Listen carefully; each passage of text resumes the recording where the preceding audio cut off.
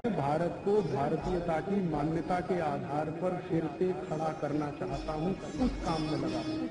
और मैं आपसे ये अपील भी करने आया हूं, कारंडी का बड़ा सेंटर खड़ा करने जा रहा हूं। सेंटर वर्धा में खड़ा होगा। वो सेंटर खड़ा करने के पीछे मेरा एक ही सपना है। टेक्नोलॉजी हमारे पास कभी थी और आज भी कहीं है। उस टेक्नोलॉजी को आज की जरूरत के हिसाब से हम कैसे मॉडिफाई करें ताकि वो इस देश के काम में आए। मेरा हो मन स्वदेशी, मेरा हो तन स्वदेशी, मर जाऊं तो भी मेरा होवे कफन स्वदेशी।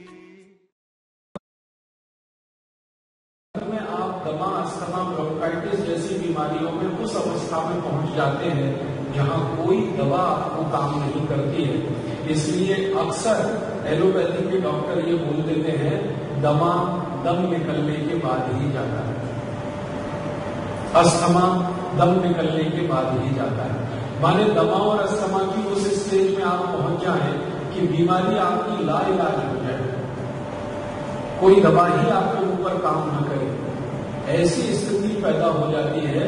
कहां से शुरू होती है वो स्थिति? आपने मैदे की कोई ऐसी चीज खाई जो सड़ी हुई है, जिसमें फाइबर बिल्कुल नहीं है। बिना फाइबर की चीजें खाएंगे तो बड़ी आंत में जाकर चिपकेंगे और बड़ी आंत धीरे धीरे दीवार उसकी मोटी होती जाएगी, ये कचरा उसमें चिपकता जाएगा, मोटा होता जाएगा, फिर इसकी सफाई भी बहुत मुश्किल हो जाती है। और इसकी सफाई नहीं हो पाएगी तो आप फिर फंस जाएंगे बहुत गंभीर दुष्चक्र में।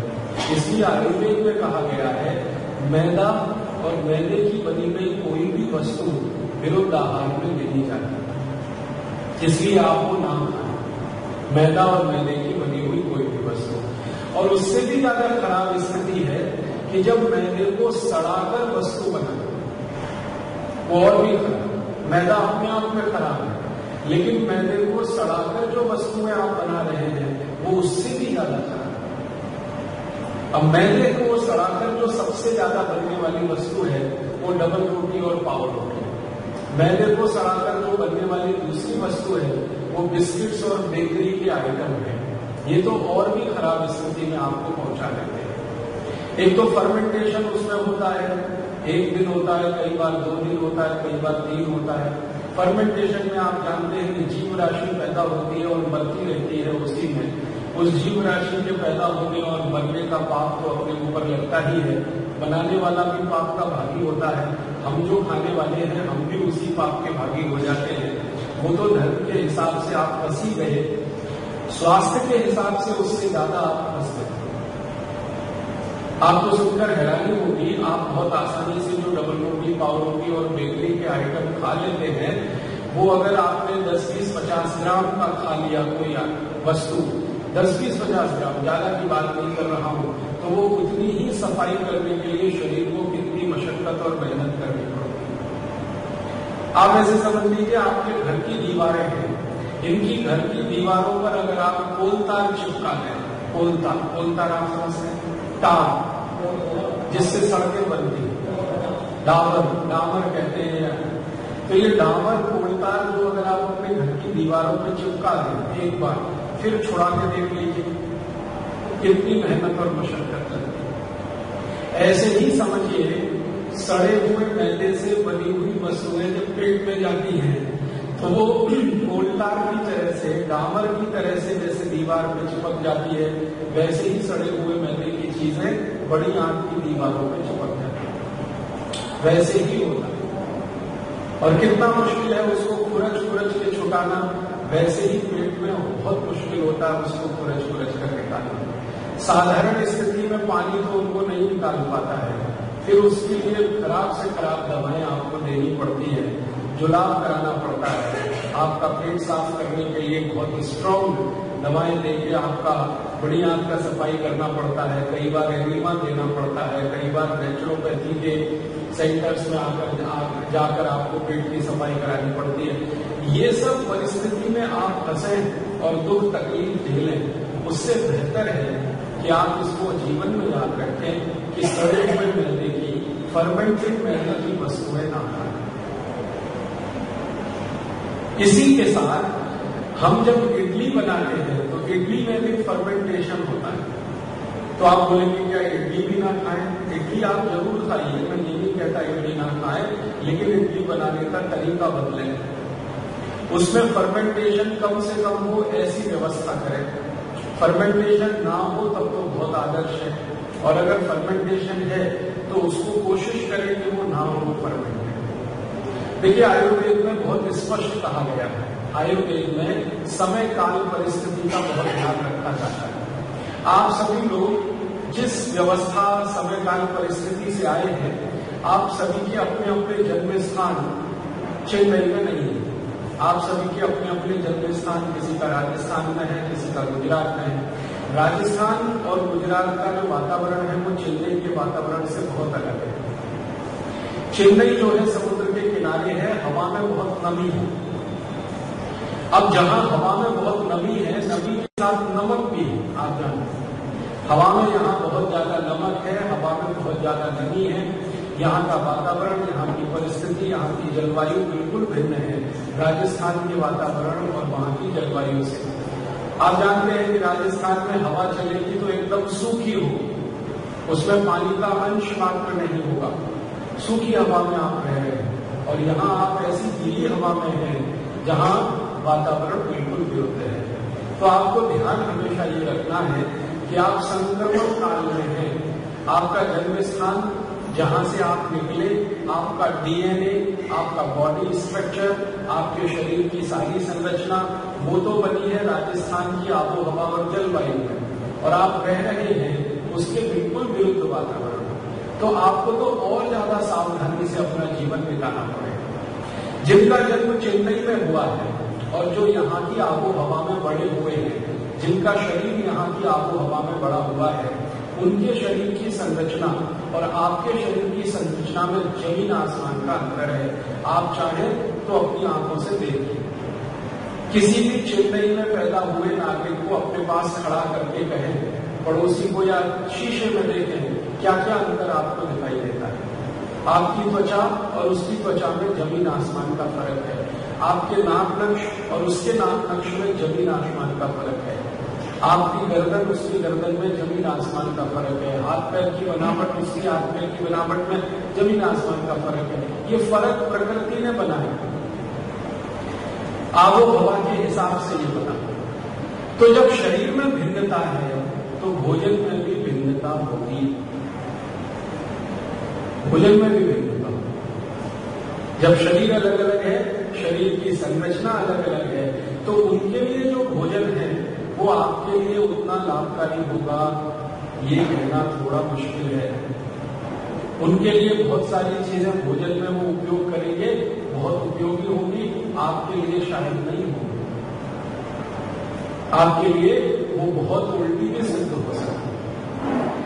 सामान्य रूप से आयुर्वेद में ये कहा गया है कि भोजन बनाते समय, भोजन पकाते समय हमारे वातावरण का, पर्यावरण का, तापमान का, आबो हवा का, सूर्य के प्रकाश का, इन सब का ध्यान रखना चाहिए।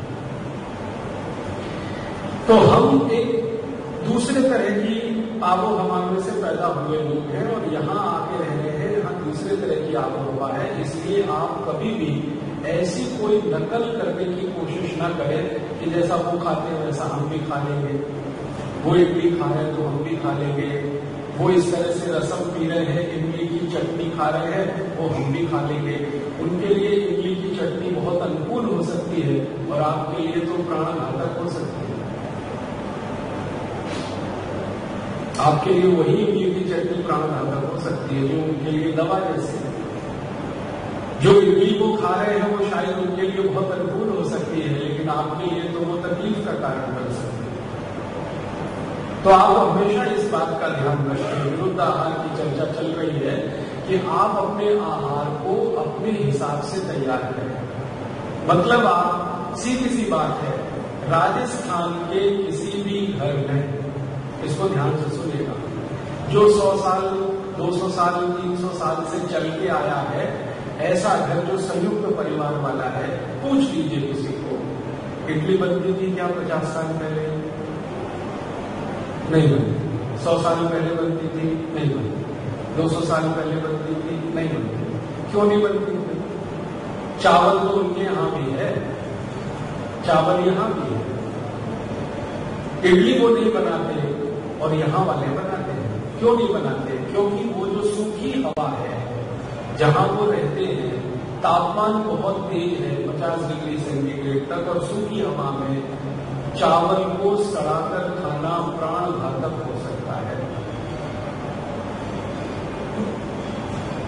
आप जानते हैं सूखी हवा में शरीर में पानी कम होता है। आप जानते हैं सूखी हवा है ना, गर्म हवा पानी को सोखती है। जब वातावरण की हवा में पानी नहीं है तो शरीर में भी पानी कम होगा। ऐसी स्थिति में आपको ध्यान ये रखना है कि कौन सी ऐसी चीजें खाएं जिनसे हमारा पानी और कम ना हो। तो आपको ये ध्यान रखना पड़ेगा। तो वहां तो चावल आप सूखा खाना तो अच्छा है। चावल सूखा माने चावल को बनाया, फिर उसमें बघार लगाया, बघार लगाने से उसकी कुछ वाष्प निकल गई, पानी कम हो गया, वो चावल आप खाएंगे तो बहुत अच्छा पड़ेगा। लेकिन यहाँ की तरह से उसको फर्मेंट करके सड़ा के 1 दिन 2 दिन फिर बनाएंगे तो वो तकलीफ कर देगा। इसलिए भारत के हर क्षेत्र में वहां की आबो हवा के हिसाब से भोजन तैयार होता है। राजस्थान के लोगों के लिए लापसी बहुत अनुकूल है। आप लापसी खाएंगे तो आपके लिए अमृत के जैसा है। और किसी तमिलनाडु के भाई को खिला के देख लीजिए, उसकी क्या तकलीफ होगी। लापसी खिला के देख लीजिए उसको। आप लापसी खाते हैं ना, खूब सारा घी डालकर, किसी चेन्नई वाले भाई को खिला के देख लीजिए, कल को दूसरे दिन शिकायत करता मिलेगा आपको, क्या खिला दिया आप कहेंगे जी हमने तो हमारी सबसे अच्छी चीज आपको खिलाई, और वो आपको गाली ही देता मिलेगा कि मुझे क्या खिला दिया उससे। महत्व की बात जो समझने की है वो आबो हवा, वातावरण, पर्यावरण।